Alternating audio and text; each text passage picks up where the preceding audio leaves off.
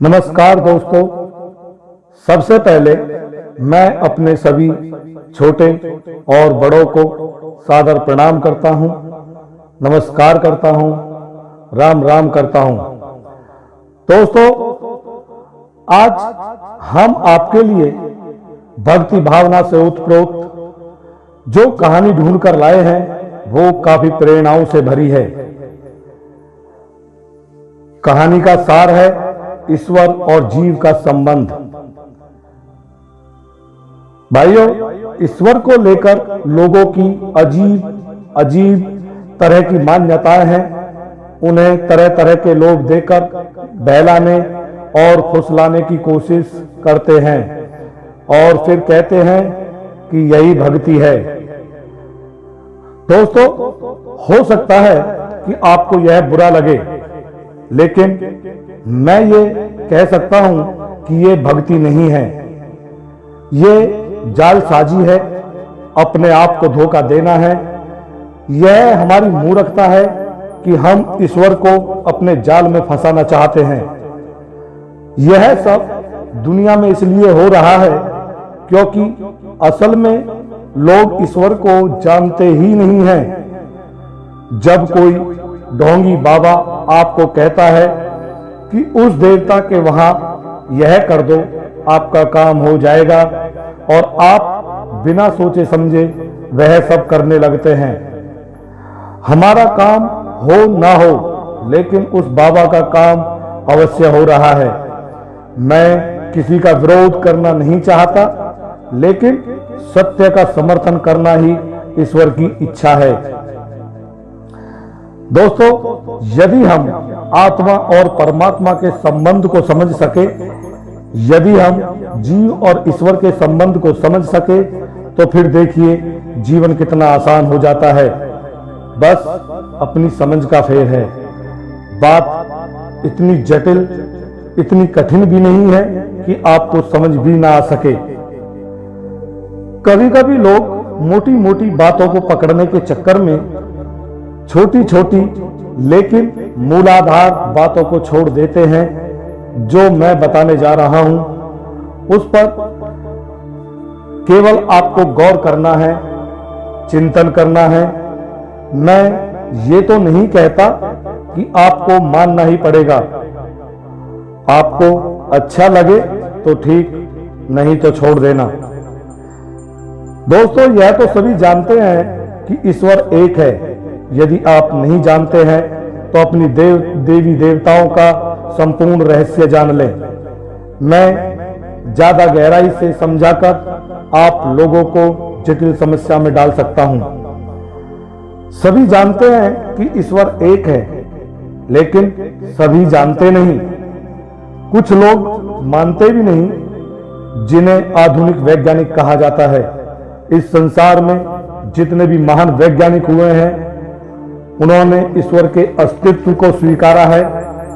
लोग ईश्वर को जानते नहीं हैं, लेकिन उनके विश्वास पर मान्यताएं टिकी हुई हैं, जिनमें से अधिकांश को अंधविश्वास कहा जाए तो गलत नहीं है। ये अंधविश्वास ही हमें उजाले से अंधेरे की ओर ले जाता है। तो चलिए, आज हम आत्मा और परमात्मा के संबंध को अपने दैनिक जीवन के किसी संबंध से जानने की कोशिश करते हैं। जब हम दुनिया में आए हैं तो सबसे पहले हमारा संबंध कौन सा बना? सबसे पहले संबंध बना मां का संबंध, क्योंकि पिता का संबंध जन्म के बाद होता है, लेकिन उससे 9 महीने पहले ही जब हम पेट में आए थे, तभी से हमारा और मां का संबंध हो गया था। और अब यदि उस ईश्वर की बात की जाए तो इस मां से पहले हमारा संबंध उस ईश्वर से था। उनको माता कह लो या पिता कह लो, कोई फर्क नहीं पड़ता। इस जगत के संबंध तो बनते और बिगड़ते रहते हैं, लेकिन उस ईश्वर से, उस परम पिता से हमारा शाश्वत संबंध है। जिस तरह एक मां को अपने बच्चे के लिए चिंता लगी रहती है, ठीक उसी तरह उस ईश्वर को भी हमारी चिंता लगी रहती है। जिस तरह माँ अपने बच्चों पे प्यार लुटाती है, स्नेह लुटाती है, उसी तरह हमारे ईश्वर हम पर स्नेह और प्यार की बौछार करते हैं। परंतु कुछ लोग पूछते हैं कि अगर भगवान इतने दयालु हैं, इतने प्रेम करने वाले हैं, तो इंसान दुखी क्यों है? तो मैं आपको बताना चाहूंगा कि इस दुख का कारण है भगवान से विमुख होना। मैं माँ के ऊपर ही आपको एक बात बताना चाहूंगा कि जब तक बच्चा माँ के पेट में रहता है तब तक उसकी हर परेशानी माँ की परेशानी होती है। माँ अपने बच्चे के लिए खाने पीने, उठने बैठने, सोने जागने तक की सब बातों का ध्यान रखती है कि कहीं उसके पेट में पल रहे बच्चे को कोई तकलीफ न हो जाए।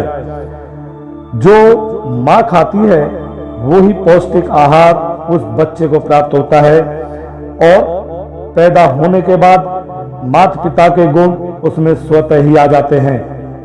लेकिन जब वह धीरे धीरे बड़ा होने लगता है तो वह माँ से दूर होने लगता है। प्रारंभ में ही माँ ही उसे बैठना, बोलना, चलना सिखाती है, खाना पीना सिखाती है और आगे का काम पिता करते हैं, पिता उसे कमाना सिखाते हैं। लेकिन एक दिन दुनिया की मोह माया उसे इतनी प्यारी लगने लगती है कि एक समय के बाद वो अपने माता और पिता दोनों को भूल जाता है। कभी कभी तो वह बच्चा माँ को दुत्कार भी देता है और प्रताड़ित भी करता है।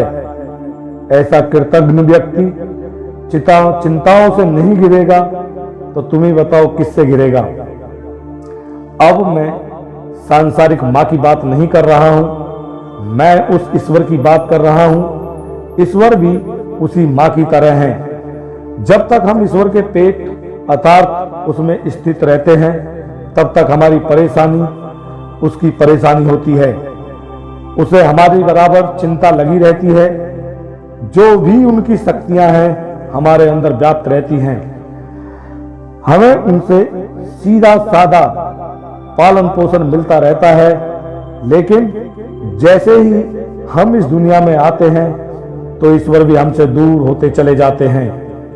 दोस्तों, एक समय ऐसा आ जाता है कि हम अपने बनाए हुए चक्रव्यूह में स्वयं फंसते चले जाते हैं, फिर रोते हैं, चिल्लाते हैं, तरह तरह के देवी देवताओं के आगे नाक रगड़ते हैं। सांसारिक माँ तो दूर होने पर भी बेचारी मदद नहीं कर पाती है, लेकिन ईश्वर फिर भी कदम कदम पर मदद करते हैं। मैं ये नहीं कहता कि आप पूजा पाठ मत करो, पूजा पाठ करो, लेकिन अंधविश्वास से बाहर निकलकर। यदि आप अंधविश्वास में ऐसे ही पूजा पाठ करना चाहते हो तो लगे रहो, कोई फायदा नहीं है। दोस्तों, कहानी का सार है कि जिस तरह माँ को खुश करने के लिए किसी पूजा की आवश्यकता नहीं है तो केवल प्रेम की आवश्यकता, उनका सम्मान, उनका आदर, उनसे प्रेम। आप भले ही माँ को कोई उपहार ना दें, यदि माँ का आदर करते हैं तो ईश्वर सदैव उस पर प्रसन्न रहते हैं। और यदि चाहे आप माँ को लाखों के उपहार लाकर दे दें, बदले में गालियां दें या उनका अपमान करें, तो क्या वह खुश होंगी? मेरे भाइयों, भगवान भाव के भूखे हैं, प्रेम के भूखे हैं, आपकी धन संपत्ति दौलत के नहीं।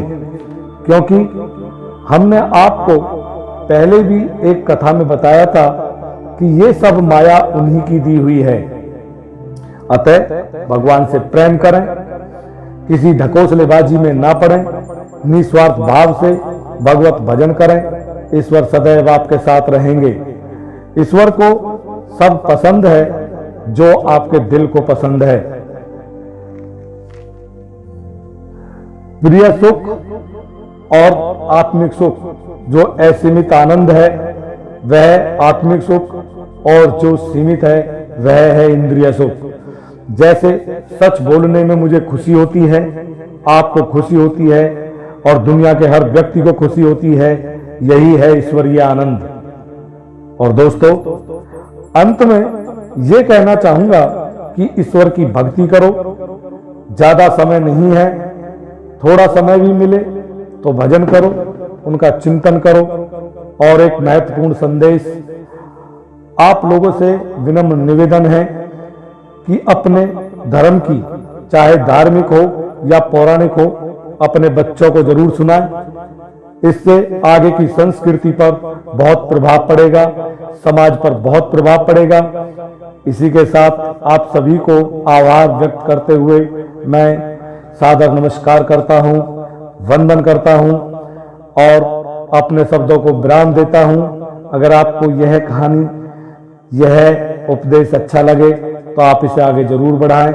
नमस्कार। जय श्री राम, जय श्री राम, जय श्री राम।